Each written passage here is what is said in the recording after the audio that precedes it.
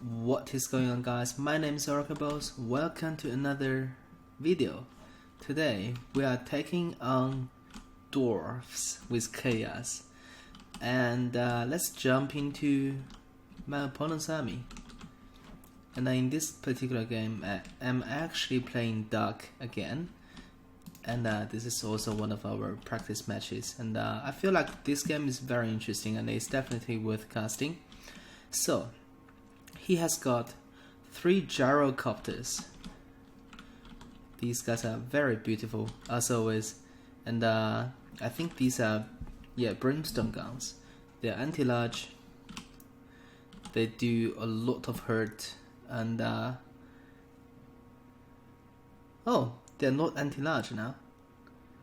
Yes, they're not anti-large, but they do missile damage.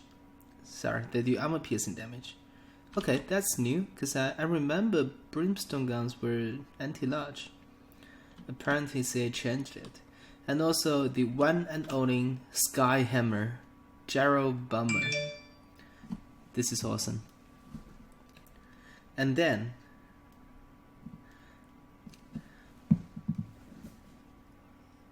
this is something really interesting. It says missile damage 1,321, which is incredible.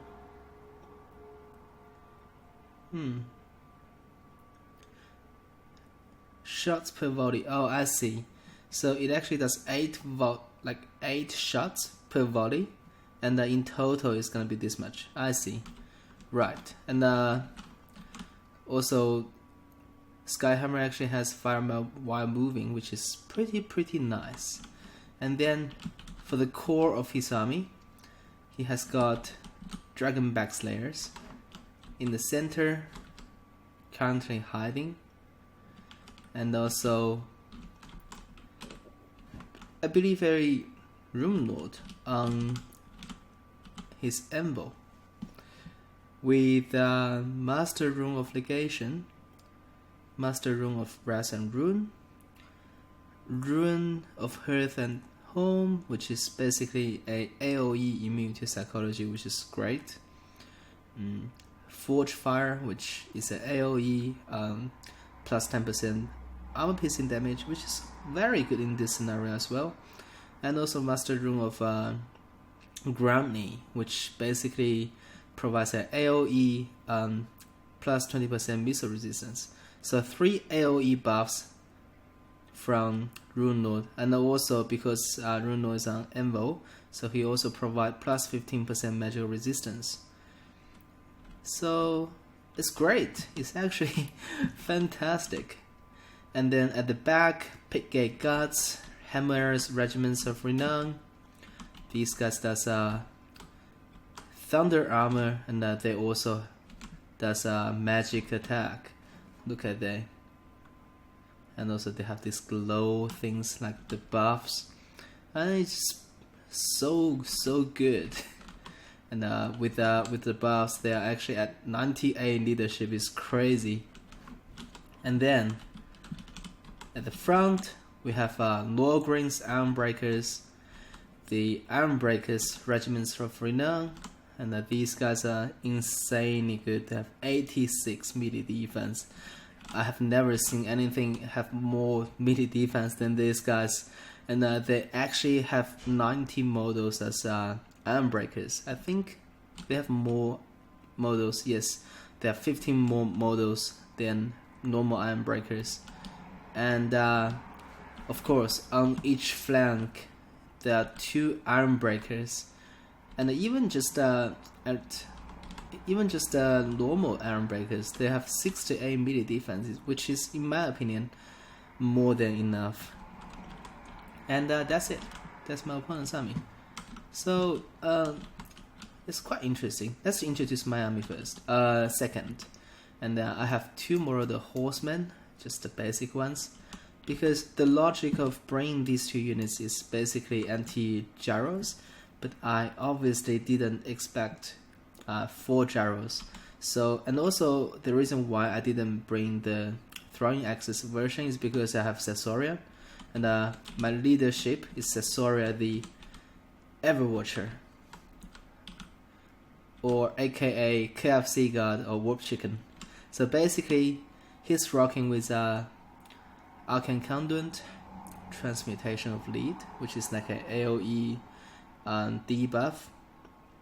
Plague of Rust. Plague of Rust is actually the reason why I bring those guys, because Plague of Rust can actually effectively lower the armor of those gyros, and then this guy's gonna just do damage. And then for the front line, I have 1, 2, 3, 4 Chaos Marauders.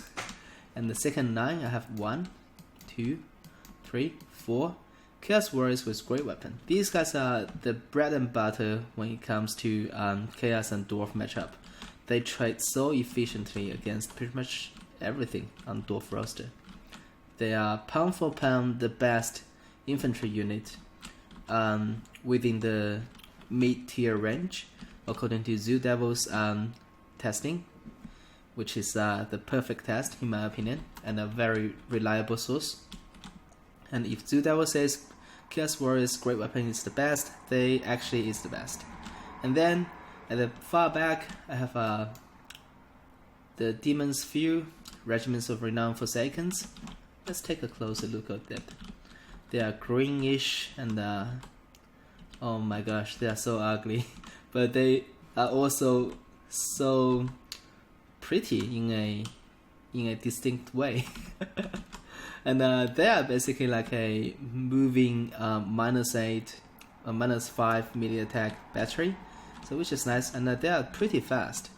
And then on this side, the Mirror God, personal god of Sigvald the Magnificent, and they are so cool. Actually, they are the prettiest infantry I've ever seen, to be honest. And the reason why they were mirrors is because Sigvald want to see himself during the battle, I suppose. Like, I don't know, it's just a weird habit. And anyways, let's just jump into this battle. So right from the get-go, Jericho is coming hot. They want to dish out the damage onto this poor Chaos Warriors with Great Weapon. And also the chariots. Sorry guys, I totally forgot to introduce my chariots. So basically I have 2 Gorbius chariots here hiding in the woods at the moment. And then gyros are coming in, taking a volley onto those Marauder horsemen, because and then taking volleys onto those Chaos Warriors with Great Weapon. So the thing about how to fight those gyros are, you need to actually just push in and just kill dwarfs faster than the gyros kill you, basically. So basically you need to kill the dwarfs main army before gyro's gonna do a significant amount of damage. And while I was talking about that, I actually casted a Plague of Rust on one of the gyrocopter unit and focus fired it with my Marauder horseman. And currently I'm just doing a little dance here, just back and forth. And obviously he's taking advantage, shooting at my Mirror Guards at the moment. I actually pulled those Mirror Guards back for some reason. That's questionable, but as you can see, those Brimstone Guns plus the Gyro Bomber actually did a lot of damage onto them. And then I'm gonna push my horseman back in, and maybe another cast of Plague of Rust. I don't know. Currently I'm just focusing on one of the Gyrocopter Brimstone Guns unit. But the thing is, these guys actually trade really bad with them, because 4 gyros are a little bit too much for them to handle.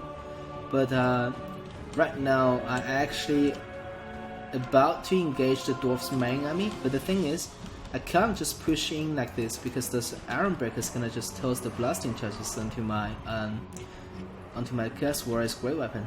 So the move here is to use your Caesarea, engage the front line, and then just charge them in, so that they're not gonna take those blasting charges in the face. And after this engagement happened, I'm gonna, and this is just a bad move, very bad move. And then I just quickly pull them away, Yeah, I did okay. I think I baited a little bit, and then Slayers and the Rune Law and the Logrin Sandbreakers actually did a lot of damage on this Thesaurus. So that's unfortunate.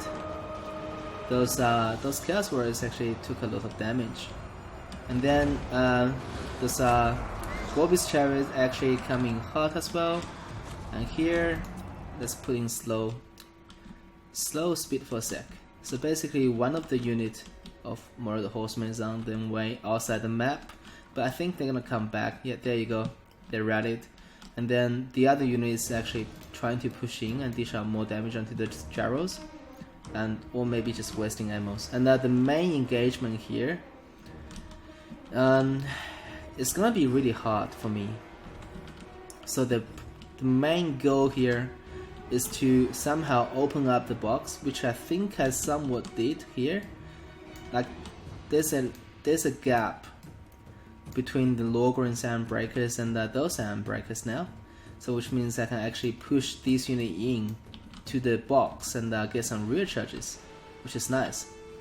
And also the Demon's Fury is pushing in hot as well. Those Chaos Marauders about to engage into those Pig Gate Guards, which is not an ideal fight. And the Gorbis Chariot actually got casted in Master Rune of Wrath of Rune at the moment, and they didn't do a whole lot. And also you notice that there's a little gap here.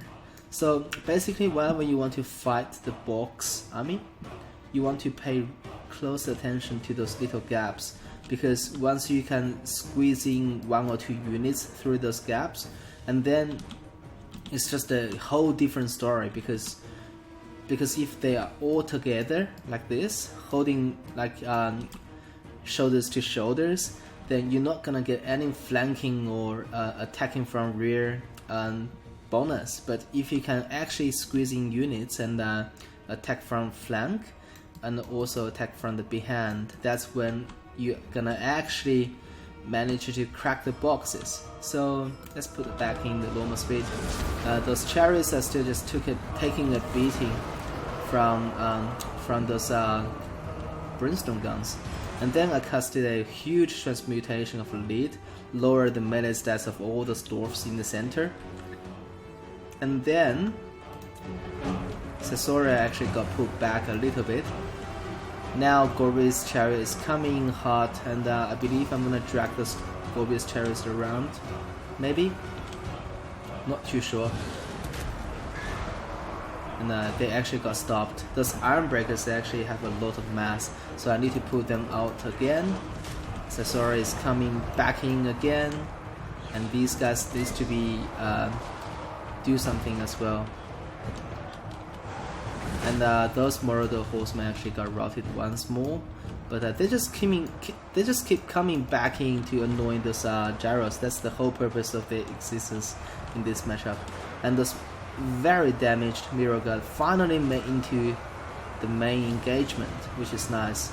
And then Thesaurus and Gorbis Chariot actually managed to punch a hole here through the PK guards, and I'm gonna take a really slow motion here. And this is a huge move, by the way. Gorbis Chariot actually made into the center of the blob and actually about to charge those Iron Breakers at the back. And now they are actually gonna take a lot of damage from those Gorbis Chariot, together with Thesaurus as well, of course. Let's take a better angle here. There you go. Thesaurus is coming in as well, using his big rod, probably, and just blast those dwarfs and also some chaos warriors, tossing them fly. And let's put back to the normal speed again. And now, after I did a impact damage onto those Iron Breakers, actually they are down to very bad spot as well. And then I need to maneuver the Gorbis Chariot and get them out there, because if they stick there for long, those Dragonbacks gonna do a lot of damage onto them. So there you go. I need to just move them, and there's another huge transmutation of lead casted onto everything. And then Sasora did another rear charge onto this Iron Breakers, actually managed to rout them. And also those Pickgate guys actually got routed as well. I think they got completely wiped out, which is nice. And because that puncture, I actually managed to beat two of very important units here and here, one of the Pickgate guys and also one of the Iron Breakers. So right now I just need to use these 3 units to charge those Lorgrains maybe, and also maybe these Iron Breakers. Actually they are about to rout as well. They just got overwhelmed. And there you go, another charge at the back of those Lorgrains. There you go. Absolutely toasting them fly. And also some Gyros actually are engaging in melee because they run out of ammo. Those Lorgrains and Breakers are in world of trouble right now. They are fighting 2 units of Chariots, they are fighting Sasoria, the KFC God, they are fighting Chaos Warrior's Great Weapon, Mirror God, Demon's View. Just everything is just basically swarmed them. And they are fighting enemies from all angles. Of course, with the support of some Gyrocopters in melee, which is nice. But things is not looking so hot for them. And there's another transmutation of Lead Plastic. This is the 3rd time. And the Lorgrains actually only have 21 melee strength and 5 melee attack, which means they're not gonna do any damage at the moment. And now, these Lorgrains are down to 50 model, but health-wise they are down to basically maybe 1/5, but they are still there because they have huge leadership. And there's another Master Rune of Wrath of Rune casted onto one of my Chaos Warrior Square Weapon unit. They're gonna just suffer a lot, but all to all I think Chaos Infantry just is a little bit too much for the Dwarfs. And let's take a closer look of the final showdown between Lorgrains and the Rune Lord and all this bad Chaos Legion. KFC guys on the back fighting those Lorgrains. Rune Lord is basically fighting everybody. He got completely surrounded. And I believe Lorgrains actually got routed as well. Right now it's just a Rune Lord against the world. Rune Lord is still fighting though. He's such a badass. Still just tossing those Chaos Warriors into the air and doing whatever he can. But the sheer number of Chaos Infantry just proved to be a little bit too much for the Dwarves today. I think those Lorgrains are still fighting though. Oh, those are actually those Gyrocopters in melee. And this Rune Lord is actually so badass, and this is such a good angle as well. Oh my gosh. And I casted another transmutation of lead, I suppose. Like, and there's some gyro bombs. And that's it. That's the game. So I think this was a very good showcase between Chaos and Dwarves, and this is definitely a very good idea because you just take advantage of those 3 AoE buffs from Rune Lord, and then you also take advantage of those Iron Breakers and Pickgate Guards.